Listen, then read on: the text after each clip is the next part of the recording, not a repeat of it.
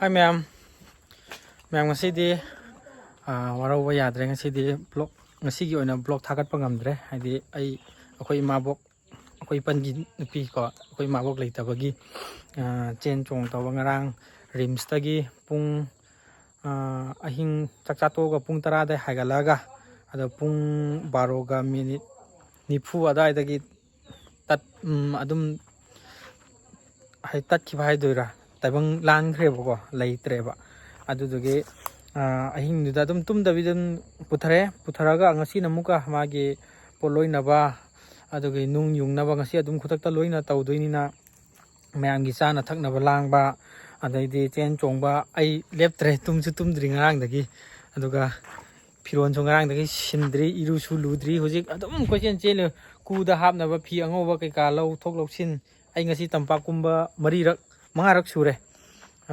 admain tawraga tabak khasin gre video di lay thagat na baidana ado hayeng adum nong hayeng natra hangchit adum tapna adum yengminarse mayam nasu wish for pp ramu adi ngarang su aina facebook ta thagat pa ana mayam na for yam pp ra e ado prayer su yam tawbira e ado mayam gi prayer tawbirak paduna ai ima bokse pharani haiba budi leite haibadi last test ni ado magi mathamoi pen janaba aidana akhoi gi rims ta ngangnaraga oxygen 24 hours adum tharaga leibani ado ngarang di mapuna adum lausinkhre ado maki thawaina mapu magi manakta ingna sikna leiruba yanabaidama mayamna su prayer tobiu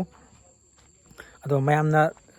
prayer tobirakhiba mayamdo aigi mabokse adum kayani dairam lenda nungaina panba yanaba wish pibiba haibado adum oiminarsi ado mayamna sudum kamenda sum hangani kari kamaina leitabano haibado ima bokse cancer patient ni 2024 da kimo kapaga kimo kapal loiraga dos loi sure ahum lagra kapkibani adu kapaga sam ka loi haure pura normal ladum leire boko adu ngarang nan moidi thabak surak panina thabak na hingba punchini na ade mina thabak suba su uba yadaba adu ngaingamdaba haitare ko ade hayeng hangchit che kangni haibduda kihom mai kihom farm su yam chaun tawiba adu kihom se thekpa khotpa chatpa adumain tawbududa maik to sairak pai tare ko chairaga lungs ta asingbagi mai cancer form tarak paje urethra daneba ko akoi gi ising mari daneba adudagi operation tawraga adugi fajanna tasillaga cancer mai chai dabida leirakpani ado adum thaba awaba kai ka adum surakpadagi chairaga lungs yorakpani ko lungs yorakpadagi adum sor yam wana yengba ngamdana adum leikidre akoi imit makna adum akoi mang maktada adwain adum ai ware hairaga haidi taba ngamdaba dugi wangmada haitare ko akoina taba ngamdraga su mai mamangdadi kaisu toroi harga adum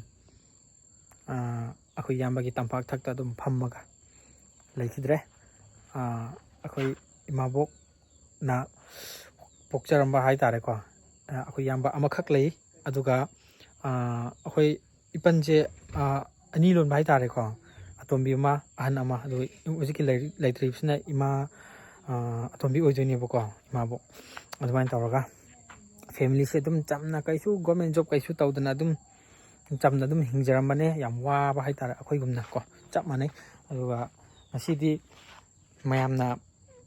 support tawbidana hekta chen chongbase loinamak aigi imungni haiba natragasu kairoi lekai loina support tawnaba ngaktani akhoi gi leita lairas main hangnaba khotnaba main tawraga poloibagi su tawdori ko adusu adum yenghalake ma'am si hairaga dum losinjarage ado funeral service ki hayang ai facebook ta dum thagalake matek adum history oihaunaba tungi sarol surol na adum khangja hoba yana bai damak tai na matek adum hapjarke ngasi goina di video thagat pa ngamaroi maram se sini habda mayamda pijabani ko mayam ngasi goina di smai adum kainer se mathang blog tamung thinarse bye bye